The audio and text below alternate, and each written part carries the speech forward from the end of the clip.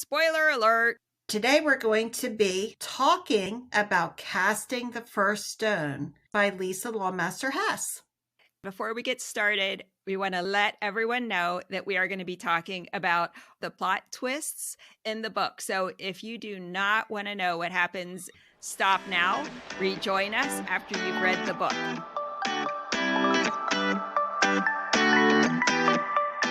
Hi, Linda. Hi, Nancy. It is season 1, episode 3, count them 3 of the Front Porch Book Club. I'm glad we made it to 3. I know. Oh my. The Front Porch Book Club is a podcast. We meet 2 times a month. For the last 3 episodes, we have dug deep into the relationship between characters and the worlds they live in. Grab a book and iced tea and join us on our front porch.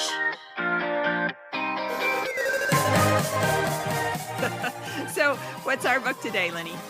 Casting the First Stone is a book by Lisa Lawmaster Hess, and the first book in a series of 3. The story is about a mother fighting for custody of her teenage daughter, Charlie, after the absentee father suddenly reappears. Charlie is torn between her parents, who both want custody of her, and Charlie's stepmother, Angel, navigates cautiously between the role of being a stepmother, her relationship with Charlie's mother, and her husband who wants custody. The relationship between these characters and the relationships that each of the 3 heroines in the story have with their family and their friends leads to an interesting story as each ponders their past situations and moves towards reconciliation with each other. And then there's a God component in there too. And faith is a part of a couple of the characters. I think it is a really interesting story that our listeners will enjoy hearing us talk about in this episode and then visiting with Lisa about, because it really feels like a book about perspectives. Each of the 3 heroines, Marita, her daughter Charlie, and Angel, the stepmother, they each have different strengths and flaws. But the 2 women really both want Charlie to be able to live where she wants and to have a relationship with both her parents. The conflict comes in when they have different views of what each other wants and whether Charlie's father will budge from his definite insistence that he wants full custody. I love in this book that the characters are deep. They're interesting. You get in their heads. You understand their past, how their pasts have influenced their current situations. But in each of these characters, you see growth, a lot of growth in their perspectives and in their relationships. I do like that too. I think Lisa does a really great job giving us insights into the characters and why they're doing the things they're doing. Also, their reasons for making choices that you think, uh-oh, that is not going to lead where you want it to lead, but but why they would choose to do that thing or say that thing. When you first said that, I thought of Marita. But you know what? Angel steps dangerously close sometimes to leading herself into ways that are not going to be great outcomes. Like, what were you thinking of? Well, hiding the pregnancy for one. Oh, yeah. Telling your husband's ex-wife before your husband. Yeah, that could have been a problem.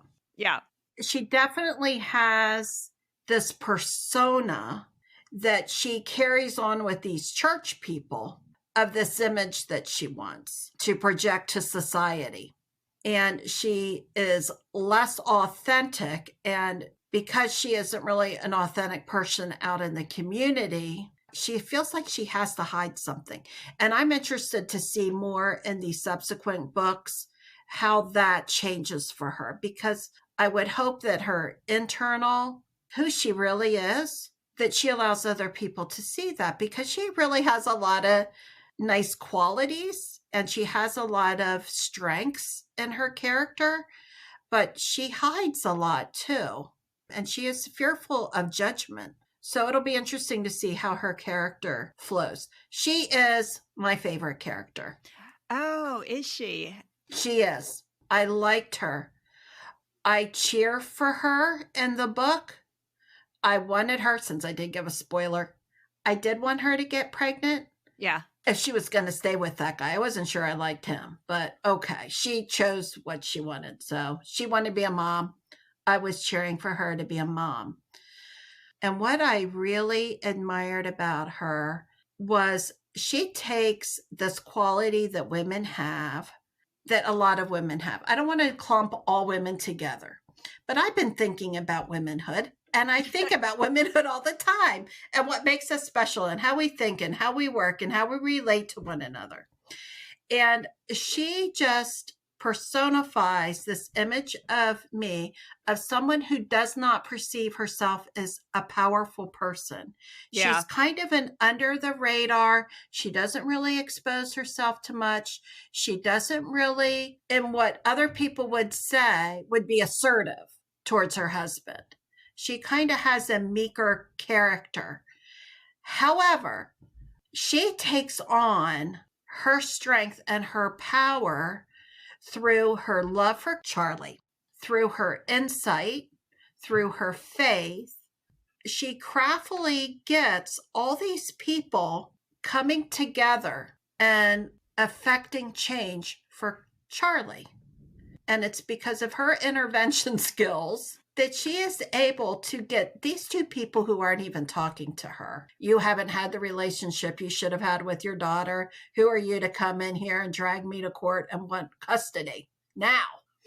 But she's able to, through her love and through a little bit of manipulation, which, let's just say, I think women have learned to hone somewhat.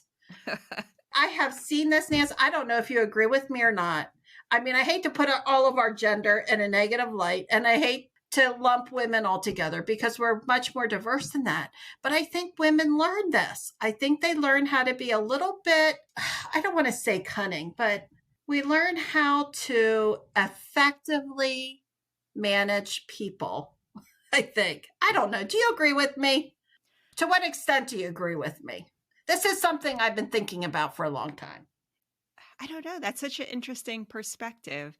I would say that women definitely, and I would say that this is cultural, not genetic. I think that we have been raised to focus more on relationships and definitely focus more on others. And so we tend to be more attuned to what others are thinking and doing, maybe think more deeply about that than men do sometimes. But I don't know. There's something about the word manipulate that I don't like. I don't like it either. And I don't like clever and I don't like cunning. And maybe it's just if we were describing a man, we would say he has really good negotiation skills or he's a really good mediator. Now, I would say that Angel ends up being a good mediator between these two because in a way, they both feel that she understands what they want and that she's rooting for them. She doesn't position herself against any of them. She positions herself by the side of both of them. And I think that lets them put down their guard. Which is Charlie. Yeah, exactly. Yeah, that's well said, Nance. Well said. I don't like words like cunning or manipulative to describe my sex, but I like the other words you chose. I think she is a good negotiator. Yeah. I think you said that very well. I'm so glad you're my sister. That's very well said. Like I said, I don't want to bring my sex down, but I think we're good at people skills. And I guess that's what I liked about her. I marveled at her. Well, you know what? And that makes sense because I think some of us are better at people skills than others. So, for instance, you're much better at people skills than I am. Well, I said I was manipulative and cunning. I don't know. No. That's very good. I have to change those words to good negotiator. That sounds so much better. I guess it makes sense to me that you really liked Angel the best because in some ways I think you are more like her. You are very relationship oriented. You are a very good mediator. You're very good at empathetically understanding people and seeing the best in them, not the worst in them. And those were all skills that Angel had. Well, gee, thanks, Nance. Thank Yeah. you, Nancy. Maybe that's why I liked her more. I did like her character. I really liked Marita. I thought in a lot of ways she was the main character of the book, but maybe it's just because I liked her so well. What I liked about her is she was willing to stand up for what she believed in. She would not take any guff from other people. She followed her heart, sometimes not in ways that, as the reader, you thought were going to be the best for her, but she did follow her heart. She loved her daughter. Yeah, she's a good mom. Good mom, completely and absolutely loved her daughter. So I really liked her quite a bit. It'll be interesting to see these other two books. I didn't want to be my own spoiler by looking ahead to see what happens to them. So I kept myself away from those other two books. Yeah. But I'm thinking too that all of these characters will be developed. But yeah, I kind of agree with you that really it was more Marita's story, but not that much. Like it'll be interesting to see who kind of takes a dominant role as we move ahead. One of the things I really liked about the story is they are lucky enough to each have at least one really strong girlfriend who is there backing them up, that is their sounding board, that tells them what they think about things. These are not enabling friends. These are friends that are very honest with them about what they see and what they think. That kind of resilience and women's friendship was really beautifully portrayed in this book. Yeah, I really liked their friends. I liked all of their friends. Charlie's little girlfriend who invites her to youth group, to the very handsome and charming youth pastor, which is really funny. And actually, I love that part of the story too, because she's mortified that mom is hanging out with the youth pastor. I just think that's hilarious.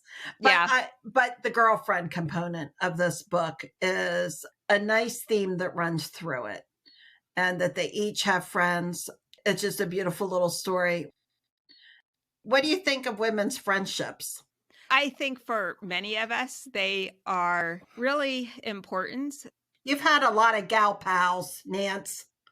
I have had a lot of gal pals. They are people in your life who just kind of accept you as you are. Like I have really close friends from college, especially. We've been friends for decades now, which none of us can believe. When we get back together, it's like we've never been apart. We've known each other too long to try to be anything but who we are. And we are always in each other's corner. And we're always willing to tell each other what we think. That's what you need, though. That's what you need. Yeah. Even though we're scattered all over and we don't talk really very often, but there is this feeling of being supported and knowing that there are those girlfriends out there rooting for you, caring about you. And when you get together, you'll have a ton of things to talk about, which is great. What do you think about women's friendships? I think it's really complex. Yeah. Women do surround themselves. Now, a lot of women. There are some, I'll tell you, Nance, there have been times when women have been my best friends, but there have been times in my life like I'm done with women. I just want to be friends with guys. Yeah. Not in a sexual way, but that I have more in common with guys and I like their interactions better. So I have not always been like this girly girl with just girlfriends. There have been many times in my life, it's like, I don't really want to be with girlfriends. I want to be with the guys, and I like relationships with guys. Now, since Seth has come along, my son, the last 2 decades or whatever, has been more, I want to reach out and be with the girlfriends. I like that. I need that. It's something that I desire. And that's where I'm at today. But those friendships that we have with women in our life, I think give us so much support. There is a non-judgmental or a total maybe not non-judgmental, but there is a support there for us that we get from each other. If it can carry you throughout your whole life, I think it's beautiful. And you do have those college girls that you still hang out with. I think that's great. It's added a lot to your life. I've had one friend from high school and growing up that I'm still in contact with, but that's about it. But I've lived in the same community now for 30, almost 40 years. So I have friendships here that I have had, and I think that will keep me. And those are the people who, have seen me through singlehood and motherhood and empty nest. And those are the people that are going to be by my side when I get buried. These are the people that have made up my whole life. They're very dear and important to me. I think your point is a really good one. Friendships with men are really important too. Sometimes they have a really different kind of characteristic than friendships with women. Yeah.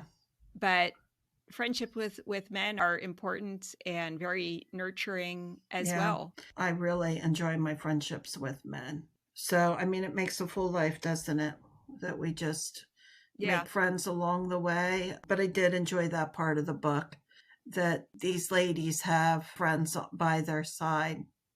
So now that we've been stereotyping men and women, one of the things I like about the book is it turns some stereotypes on their heads, which is great, because I'm not like a stereotype person. I like deep people. I like not pigeonholing people into a certain role. So I liked Lisa turning some interesting stereotypes into a couple little twists. One of the ones I can think of is that the stepmother, instead of being an evil stepmother, she actually is a really kind and wonderful character. She really cares about her stepdaughter, who she hasn't really gotten to know very well, but she cares about this young woman. She wants her to be happy and very selfless. And she's also a person with a strong faith that really guides her. Not the stereotypical evil stepmother, for sure. Not at all. Is that the stereotype you were thinking of, or were you thinking of some other stereotypes too? Well, I'm thinking of their faith, because Angel kind of had a hard upbringing. And you've got Marita, who grew up in the church. Parents had money. She makes some interesting choices in her life. She ends up not going to church as an adult. She ends up rejecting church, faith, God, and she is hurt by the church. Angel doesn't grow up in the church, but she finds a faith. I like that twist in it, that they both have these situations in life that happen that either draw them to church or take them away from church, or I should say God. It's just that the book has the youth pastor, the parents, everybody goes to the same church. I guess it's the Catholic church in town. So everybody goes to this church, or doesn't like the church, or does go to the church. And she even went to parochial school, she was immersed in the church. The great thing about that is that's been the experience of so many people that I know who grew up in the church, went to parochial school, and it was through those experiences they were like, okay, full up on that, I'm out of here. So I thought that was a very realistic portrayal of someone's relationship too with the church. Her rejection and her experience being in the church was enough for her to say, Charlie, you're never going there. You're not going to be a part of any of that. Yeah. But then she has a slight change of heart through the custody things. And again, she puts Charlie first. And what Charlie wants to do is hang out with her friend and play games. Yeah. On a Sunday night. It's like, who doesn't want to do that when you're 12? Definitely. I thought it was interesting too that Charlie's father also goes to that church, but his faith doesn't seem to drive any of his decisions or actions at all. It seems not to be anything that guides his life in the least. Yeah, we don't really get to know very much about him. So maybe his character will be more of a part of the next couple of books, like what makes him work, what makes him tick, what he's about. But he does want Charlie to have a moral upbringing, but he doesn't really talk per se about his faith. He just wants a moral influence and feels somehow that by being with him, he will have more of a moral upbringing. So I'm not sure where that kind of stems from, but he's a little snooty. He's just a little snooty Nancy. He is. But I do like the glimpse of him that you see when his mom stops by the house and just launches into him and Angel about what the family expectations are that they have for him. And you think, wow, here is someone who his whole life, his parents have played a very dominant role. And he has been a son who has tried to meet these expectations and is trying to live up to who they think he should be, and maybe hasn't spent enough time thinking about who he wants to be. And that is an area of growth, because he takes on more of a fathership role, despite how he was when he was younger. He is now stepping up to the plate and going, she's my daughter, and I need to step up and be a part of her life. So I'm not going to say it's abnormal. That's how he should have always been. But that is a redeeming quality that he has. But he does still look down his nose at Marita. Yeah. And he wants his wife to, and see, maybe that's part of him, because that's why I feel kind of bad for Angel. Like, she has to live up to some kind of high calling. Like, she spends a lot of time in yoga pants and working out. I mean, I hope she's not doing that for him. She does. Because that's like way too much working out. But she's striving to be the best person that she can be too. As we all should be, you know. We're all striving. We're all changing. We're all developing. We're all doing the best we can as we move along. And that's one of the things I think I liked about Lisa's writing, is that you do understand these characters and you root for them. You understand, look, they're just trying to make sense of life, and life can be pretty confusing sometimes. And they're just trying to do their best. Yeah, I agree with you. And I want to throw in something about Charlie, because we didn't really talk specifically about her, but she is her mother's daughter. At the end of the book, I love how she stands up for herself and what she wants. Yeah. And I thought, wow, that's her mother. That's her mother coming. She's a beautiful little girl. She has her opinions.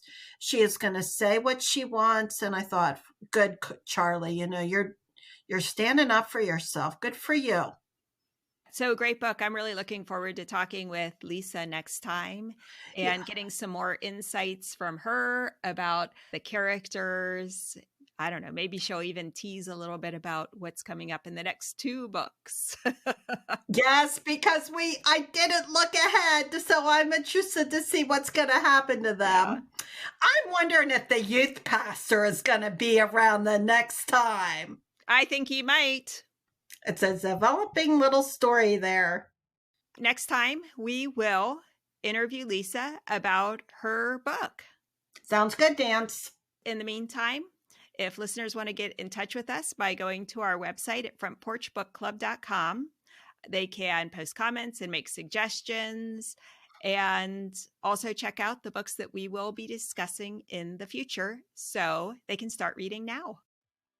Our episodes come out twice a month, the first and third Wednesdays of each month. If you like the show, be sure to leave a review on Apple Podcasts. Sounds great. See you next time, Lenny. Okay, see you next time, Nance.